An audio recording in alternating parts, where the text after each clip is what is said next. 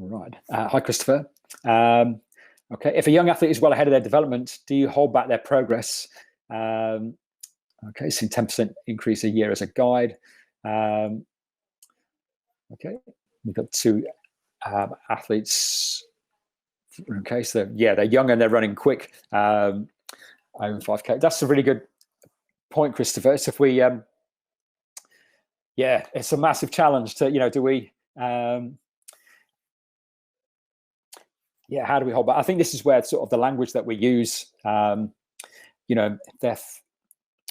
they're 13, athletics is interested. It's delighted that obviously it's fantastic that we've got young athletes, training and competing. But I think in terms of the whole development program, the webinars, all of this, all of our coach development, what we're really interested in is them thriving still at 23 and 33 and so on.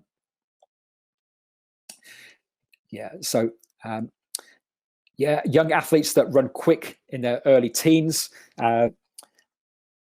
It could be that they're well ahead of their development, in which case their challenge then is when all of their mates catch them up, and they perhaps don't win as much. Depending on our communication as coaches, that can be, that can present a challenge. The other factor that all of the athletes will go through is that they all need to go through a growth spurt. Often have sort of great young performers before they've gone through all of that growth spurt and maturation, and then as they're going through that, that really sort of challenges what they do technically. As we said, we alluded to those sort of models of fitness and fatigue, making huge assumptions and squashing all sorts of adaptations onto one line of data on our charts there.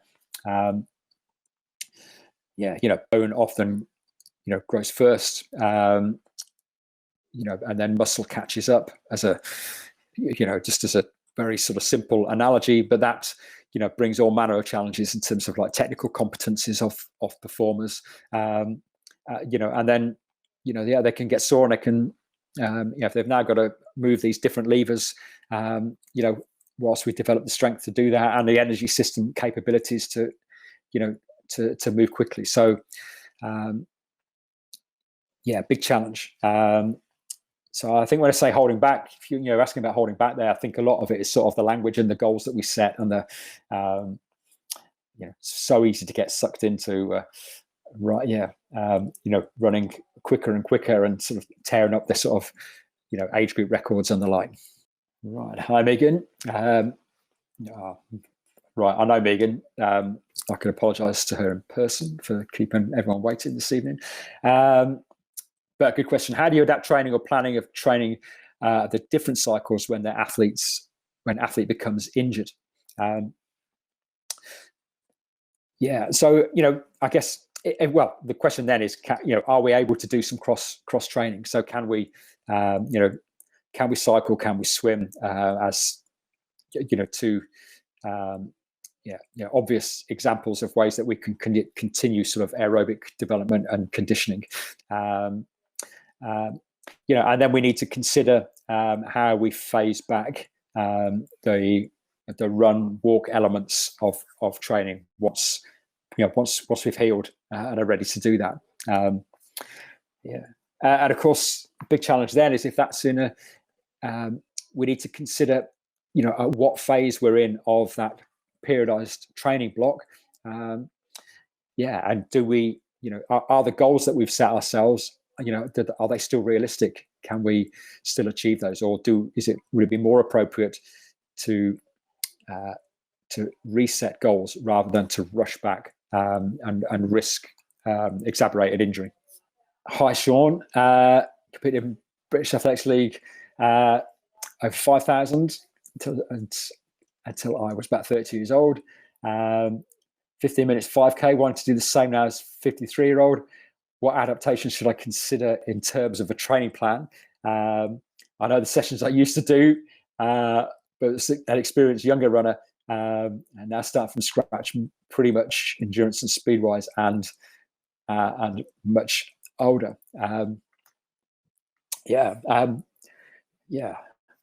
Sean, I share your pain.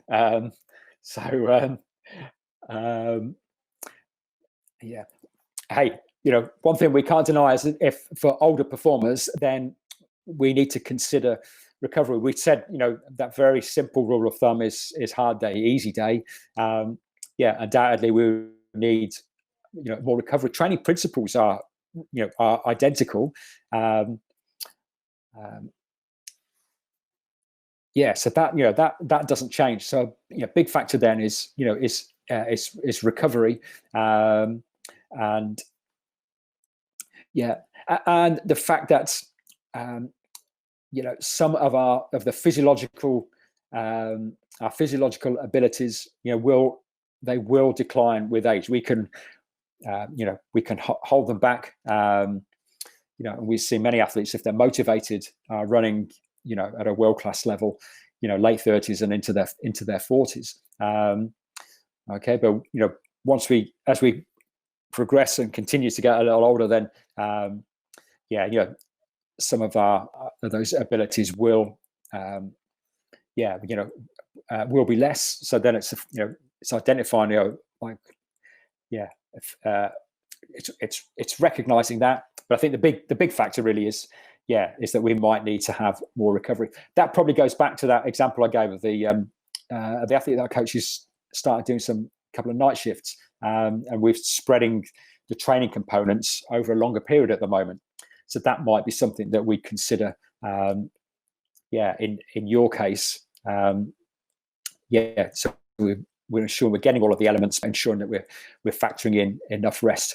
And by the size of it, if we're starting from scratch again, so it's setting small, realistic, targets and having a long-term goal of achieving that, so that we meet those preconditions and we don't do a couple of heroic weeks of training, and then find that actually the rest of December's written off, because we've gone on hurt ourselves. So cool. Thanks for that. Right. Hi, Katie. What's your opinion of cross-training and its place within training? And does it have a place in substituting some sessions, or should it be mainly used when coming back from injury? Thanks. That's a great question.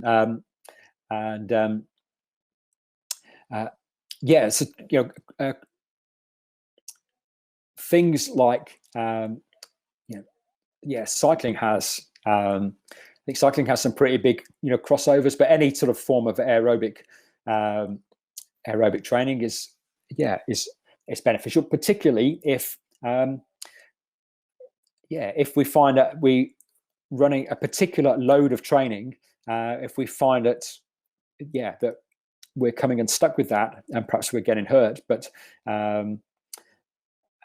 we might still be able to compete, but it's the training and preparation that is a challenge there. So maybe substituting in some cross training, which still achieves a metabolic load, but reduces some of perhaps of the impact stresses of hard fast running, or of running volume. That that might be a good place for that.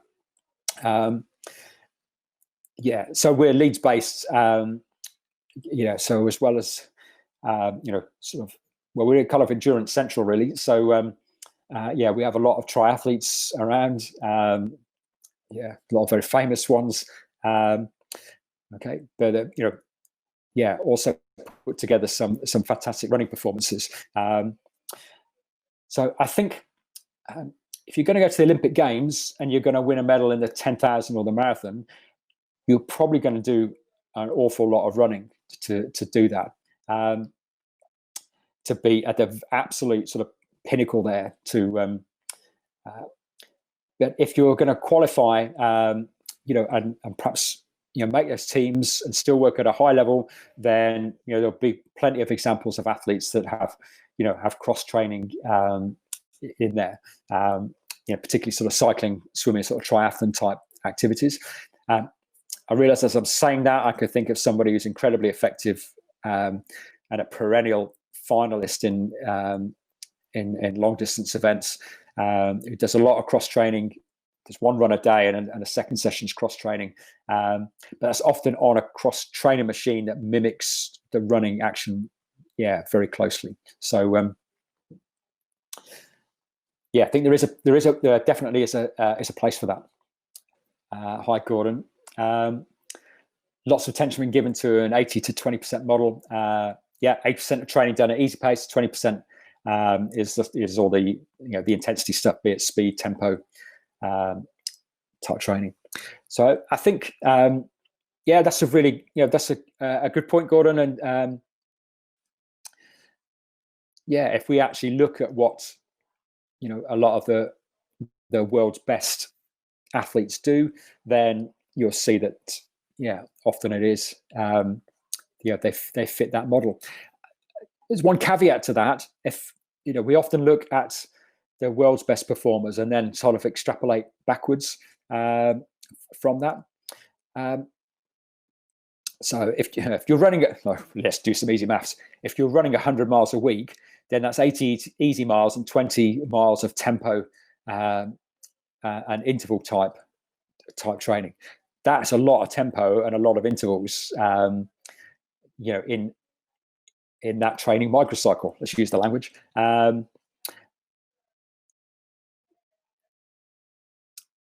So I think, performers that are not working at that level and are not doing such large volumes, I think if we just take the model down to modest volumes and more modest volumes, there might be a case for doing, that actually we could, for particularly low volumes, and we doggedly follow this, we might find ourselves doing tempo sessions that actually don't really sort of meet the optimal adaptations that we want from a tempo training session, for example. So that's something just to be, perhaps just to be mindful of. Okay, so it might be that the percentages are larger for athletes with that 20% is actually a little higher in athletes with more modest training volumes.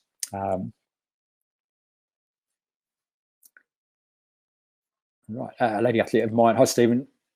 Lady athlete of mine regularly trains with a heart rate 170 average. On her endurance runs, could this indicate a problem? By the way, she's 42. I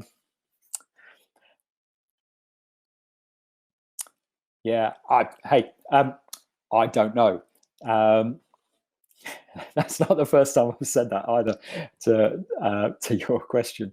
But hey, if we, it's very easy for us to think of calculating. So maximum heart rate is 220 minus our age. So on that analogy, then that's going to be fairly close to maximum heart rate. But we're also individual. That's I wouldn't know. I mean, one of the we use heart rate a lot. We showed it on one of the charts there. It looks at heart rate percentages related to the different types of training session. So if you want to ascertain your maximum heart rate, you can do some high intensity running, and some various different protocols for that. And then you can actually try and sort of make a measurement of maximum heart rate. If you do a physiology test in the laboratory where we measure heart rate alongside all of the other physiological variables, then we've got some quite detailed information, and then we can give you some quite precise prescriptions of training using heart rate. But I think I would be looking at, if we're doing easy running, we should be able to chat whilst we're doing that. If we're doing tempo running, we probably get a few words out, but we can't hold a great conversation. And intervals, we can't talk. So if she's happy chatting away, then that's probably about the right intensity for endurance training sessions. If she's got concerns, that's a question for her, for GP. It's a medical question thereafter, I think. Hi, Jed. There's another good way. Yeah, absolutely. Great. Doing some publicity for us. So Nikki Key is doing another master's webinar. Okay, so there is a session that gets into one or two of the questions that we've talked about this evening. Yeah, as a real sort of focus area.